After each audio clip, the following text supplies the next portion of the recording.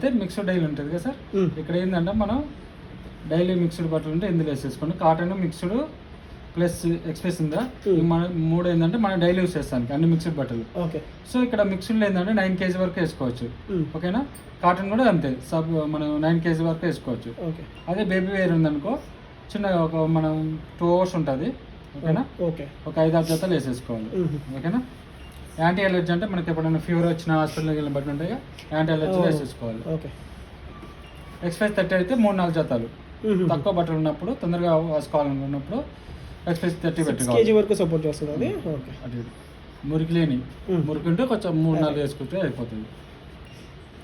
Refresh ఏంటంటే already ఉతికి smell కబోర్డ్లో కానీ అల్మార్లో పెట్టి వాడుకుంటుంటాం కదా, అవి స్మెల్ వస్తాయి కదా, ఎప్పుడో ఫంక్షన్లోకి వేసుకుంటాం. అలాంటివి అంటే రిఫ్రెష్లో పెట్టేసుకోవాలి.